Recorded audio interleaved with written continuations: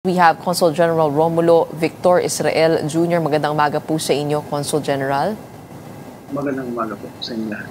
Okay, unang-una ho, yung identity po nitong isang Pilipinang nasawi. Ito rin po ba yung OFW nakakarating lang sa Hong Kong? Okay, salamat po. I think we really need to clarify baka kung confuse ang ating audience. We have two Filipinos nung una na report nga po, one missing and one injured. And then we came out with a statement na may isa nga pong nasawi. So we just wanted to clarify yung pong injured natin na babayan ay safe po siya ngayon, nasa hospital, recovering. And yung isa po nating missing, yun po ang na-confirm na siya po kasama sa mga fatalities. Okay, and this Filipina, was she living? What was her line of work? Well, she's the term that we use here in Hong Kong is foreign domestic worker. So she's with her ward when the fire broke out. Yung ward ko niya is a 5-year-old girl, and tapos yung body ko niya recover before her body was confirmed. Oo. And would you have any idea what happened to her? Hindi na siya nakatakas, nakaalis? Well, exactly what really happened, for sure, kasi po, siyempre, nung nag-rescue po ang fire department, so lahat po after na-put out yung fire ay kung saan po sila may makuhang body, po kaya agad ang nilalabas. And of course, they don't know sino yung body na yun na nilalabas nila. So, I don't know exactly kung saan siya nakuha. But for sure, naiwan ho silang dalawa ng kanyang binabantayang alaga. Meron pa po ba tayong mga Pilipino na binabantayan, inaantay to come out of this fire? I just want to share ho na meron tayong total of 93 na kababayan na may nakalisted po sila sa ating record sa BMW na may address po doon sa Wang Phuc Port sa Taipo. Out of the 93 ay 60 po yung talagang on the ground nagtatrabaho po sa location na yun. So iba ho ay umuwi na ng Pilipinas, ang iba ay lumito ng address dahil ang employer ay luminis na.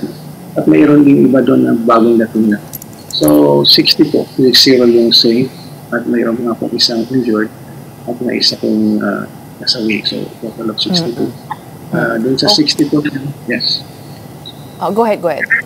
So, yung sa 62 na yun, sila po yung bibigyan natin siyempre ng assistance sa documentation, kung sila ay nawala ng passport, matulungan sa immigration, kung kailangan yung bagong something ID, at siyempre yung pag-recover, logically, meron pa tayong stress debuting na pinagigay. Okay. Bilang Pangulo, kasi wala na ho tayong oras, para sa mga nanonood na nakatira din po sa mga high-rise, so have they been able to get down to the bottom of why this fire spread so quickly? There was this debate over the bamboo scaffolding and also the netting. Meron na po bang resulta? Well, yeah, it's really an issue now.